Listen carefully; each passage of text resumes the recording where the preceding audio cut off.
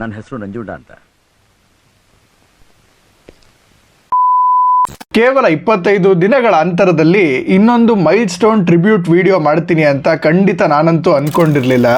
ಕೇಡಿ ಕತೆಗಳಿಗೆ ಈಗ 500ರ ಸಂಭ್ರಮ. ನಮ್ಮ ಹಳೆ ಪದ್ಧತಿ ಇರೋ ಹಾಗೆ ಈ channel milestone number of ಸಬ್ಸ್ಕ್ರೈಬರ್ಸ್ನ ಕಂಪ್ಲೀಟ್ ಮಾಡ್ದಂಗೆಲ್ಲ ಕನ್ನಡದ ಒಂದೊಂದು ದಂತಕಥೆಗಳನ್ನ ನಾವೆಲ್ಲರೂ ಜೊತೆಯಾಗಿ ನೆನೆಯೋಣ. ನನಗೆ ಇನ್ನೊಂದು ಹೆಸರಿದೆ. ವಿಡಿಯೋನ ಕೊನೆವರೆಗೂ ನೋಡಿ, ನಿಮ್ಮ ಸ್ನೇಹಿತರಿಗೆ ಶೇರ್ ಮಾಡಿ, ನೀವು ಲೈಕು ಸಬ್ಸ್ಕ್ರೈಬು ಮಾಡಿಕೊಂಡು ಹೀಗೆ ಹೊಸ ಪ್ರಯತ್ನಗಳಿಗೆ ಪ್ರೋತ್ಸಾಹಿಸಿ. ನಾನು ಬರೋದಕ್ಕಿಂತ ಮತ್ತೆ ಮತ್ತೆ ಅವ್ರು ಬರ್ತಾ ಇರಬೇಕು. ನೀವು ಬರ್ತಾ ಇದ್ರೆ ಚೆನ್ನ. ಇದು ನಿಮ್ಮನ್ನ ತಲುಪೋ ದಾರಿಯ 16ನೇ ಹೆಜ್ಜೆ.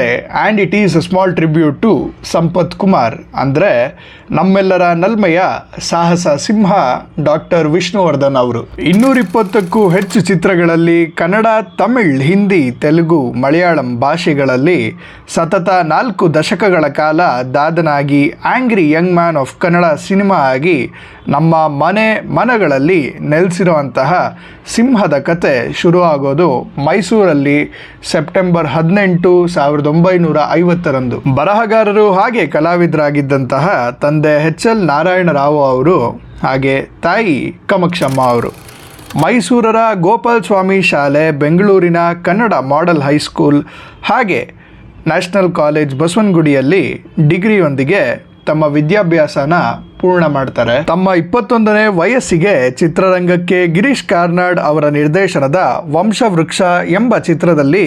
1972ರಲ್ಲಿ ಬೆಳ್ಳಿ ತೆರೆಯ ಮೇಲೆ ಪಾದಾರ್ಪಣೆಯಾಗುತ್ತೆ. ಎಸ್.ಎಲ್. ಭೈರಪ್ಪ ಅವರ ಕಾದಂಬರಿ ಆಧಾರಿತ ಈ ಚಿತ್ರಕ್ಕೆ ನ್ಯಾಷನಲ್ ಅವಾರ್ಡ್ ಕೂಡ ಸಿಗುತ್ತೆ. ಆದರೆ ಇವರು ನಾಯಕರಾಗಿ ಜನರಿಗೆ ಹತ್ರ ಆಗೋದು ಪುಟ್ಟಣ್ಣ ಕಣಗಲ್ ಅವರ ನಾಗರಹಾವು ಚಿತ್ರದಿಂದ. ಇದಾದ್ಮೇಲೆ 1973ರಲ್ಲಿ ಅಣ್ಣವರೊಡನೆ ಬಂದಂತಹ ಗಂಧದ ಗುಡಿ, 74ರ ಭೂತಯ್ಯನ ಮಗ ಅಯ್ಯು, 77ರ ಸಹೋದರರ ಸವಾಲ್, ಕಿಲಾಡಿ ಕಿಟ್ಟು, ಗಲಾಟೆ ಸಂಸಾರ ಮುಂತಾದವು ಒಂದಾದ ಮೇಲೆ ಒಂದು ಗಲ್ಲಾಪೆಟ್ಟಿಗೆಯಲ್ಲಿ ದಾಖಲೆ ಸೃಷ್ಟಿ ಮಾಡುತ್ತಾ ಬರುತ್ತೆ. 82ರ ಜೋ ಸೈಮನ್ ಅವರ ನಿರ್ದೇಶನದ ಸಾಹಸ ಸಿಂಹ ಎಂಬ ಒಂದು ಕ್ರೈಮ್ ಡ್ರಾಮಾ ಚಿತ್ರ ಜನರ ಮನಗಳಿಗೆ ಎಷ್ಟು ತಲುಪುತ್ತೆ ಅಂದರೆ ಸಾಹಸ ಸಿಂಹ ಎಂಬ ಬಿರುದು ಇವರ ಹೆಸರ ಜೊತೆ ಸೇರಿಕೊಳ್ಳುತ್ತೆ. ಇದಾದ ಮೇಲೆ ಬಂದಂತಹ ಹಿಂದಿಯ ಏಕ್ ನಯಾ ಇತಿಹಾಸ್ ಜಲೀಂ, ತಮಿಳಿನ ಶ್ರೀ ರಾಘವೇಂದ್ರರ್ ಹಾಗೂ ವಿಡುತಲೈ, ಮಲಯಾಳಂನ ಕೌರವರ್ ಹಾಗೆ ಕನ್ನಡದ ಬಂಧನ, ಒಂದೇ ಗುರಿ, ನೀ ಬರೆದ ಕಾದಂಬರಿ, ಜೀವನ ಚಕ್ರ, ಮುತ್ತಿನ ಹಾರ, ಮತ್ತೆ ಹಾಡಿತು ಕೋಗಿಲೆ, ಲಯನ್ ಜಗಪತಿ ರಾವ್ ಎಲ್ಲವೂ ಜನಪ್ರಿಯ ಚಿತ್ರಗಳಾಗ್ತವೆ. ಲೇಟ್ 90sಲ್ಲಿ ರಿಲೀಸ್ ಆದಂತಹ ಇವರ ಹಲವು ಬ್ಲಾಕ್ ಬಸ್ಟರ್ ಚಿತ್ರಗಳು ಇವತ್ತಿಗೂ ನಮ್ಮೆಲ್ಲರ ಮನಗಳಲ್ಲಿ ಹಸಿರಾಗಿದೆ ಅನ್ಬೋದು. ಸೂರ್ಯವಂಶ, ದಿಗ್ಗಜರು, ಆಪ್ತಮಿತ್ರ, ಹಬ್ಬ, ಸೂರಪ್ಪ, ಕೋಟಿಗೊಬ್ಬ, ಹೇಳ್ತಿದ್ರೆ ಹೇಳ್ತಾನೆ ಇರ್ಬೋದನ್ಸುತ್ತೆ. ಸ್ವಲ್ಪ ಈ ಕಡೆ ನೋಡು ಕಂದ. ಇವರ ವೃತ್ತಿ ಜೀವನದಲ್ಲಿ ಒಟ್ಟು 7 ಬಾರಿ ಫಿಲ್ಮ್ಫೇರ್ ಪ್ರಶಸ್ತಿಗಳು, 6 ಬಾರಿ ಅತ್ಯುತ್ತಮ ನಟ, 1 ಫಿಲ್ಮ್ಫೇರ್ ಲೈಫ್ ಟೈಮ್ ಅಚೀವ್ಮೆಂಟ್ ಪುರಸ್ಕಾರ, 3 ಬಾರಿ cinema express award best actor, ಹಾಗೆ ಬರೋಬ್ಬರಿ 8 ಬಾರಿ ಕರ್ನಾಟಕ ಸ್ಟೇಟ್ ಫಿಲ್ಮ್ ಪುರಸ್ಕಾರ.